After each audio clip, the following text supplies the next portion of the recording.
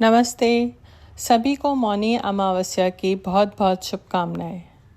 मौनी अमावस्या, जिसे माघी अमावस्या के नाम से भी जाना जाता है, यह एक महत्वपूर्ण दिन है।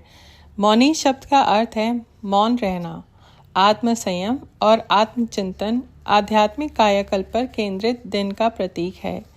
इस दिन लोग गंगा जी समेत अन्य पवित्र नदियों में आस्था की डुबकी लगाते हैं, सामर्थ्य अनुसार दान करते हैं। पुराणों के अनुसार सृष्टिकर्ता भगवान ब्रह्मा ने इस दिन मौन ध्यान के बाद संसार का निर्माण शुरू किया। इस दिन आकाशीय पिंडों की स्थिति ऐसी होती है कि आध्यात्मिक अभ्यास के लिए अनुकूल वातावरण बनता है। इस दिन ब्रह्मांडीय ऊर्जाएं उच्च कोटि पर होती हैं। मौनी अमावस्या के दिन लोग तिल और जल से पितरों का तर्पण करते हैं। पितृ पूजा, श्राद्ध, पिंडदान, नारायणी भी करते हैं। तुलसी पीपल के नीचे दिया जलाते हैं, जल चढ़ाते हैं।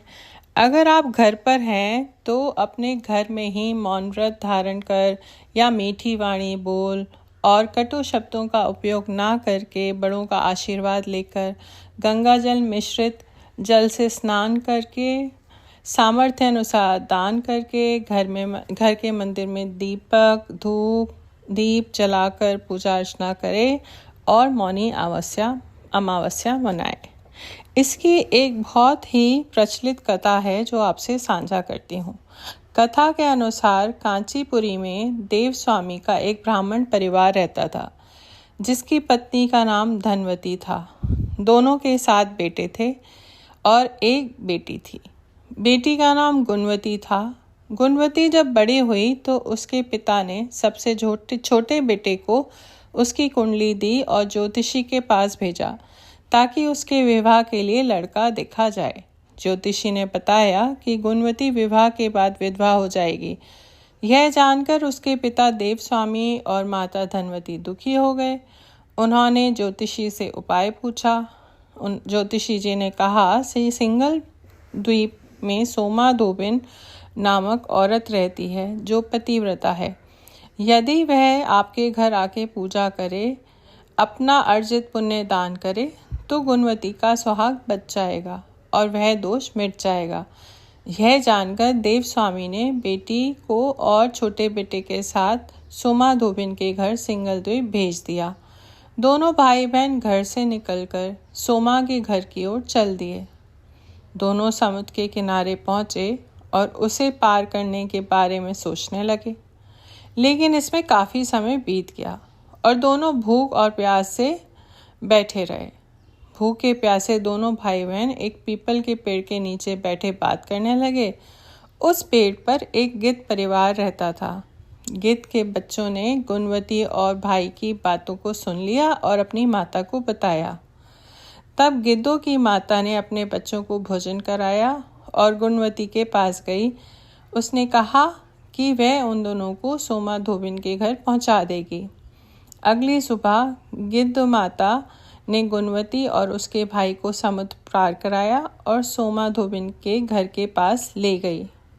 गुणवती सोमा धोबिन के घर के पास ही रहने लगी। रोज सुबह सोमा के घर के उठने से पहले गुणवती उसके घर को लीप देती। एक दिन सोमा ने अपनी बहू से पूछा कि रोज घर कौन लीपता है। तब उसने कहा कि उसके अलावा यह काम कौन करेगा। सोमा को विश्वास नहीं हुआ और वह पूरी रात जागती रही। सुबह होते ही उसने देखा कि एक युवती उसके आंगन में आई और आंगन की सफाई करके लीपने लगी। तभी सोमा उसके पास गई और पूछा, तुम कौन हो और ऐसा क्यों कर रही हो? तब गुणवती ने अपने आने का कारण बताया और पूरी बात बताई। इस पर सोमा ने कहा कि तुम्हारे पति की रक्षा के लिए मैं तुम्हारे साथ चलूँगी। एक दिन सोमा गुणवती के घर गई। उस दिन गुणवती का विवाह हुआ और ज्योतिष के अनुसार बताए हुए विवाह होते ही उसके पति की मृत्यु हो गई। तब सोमा ने पूजा पाठ किया और अपने पुण्य को गुणवती को दे दिया, दान कर दिया। इस उपाय से गुणवती का पति जीवित हो गया, पर उधर सोमा के पति और बेटे की मृत्यु हो गई। जब तक सोमा घर पहुंची तब तक उसके पति और बेटे का शव रखा गया। रास्ते में सोमा ने जगह पर रुककर पीपल के पेड़ के नीचे हरि भगवान विष्णु की पूजा की और 108 बार उस पेड़ की परिक्रमा की।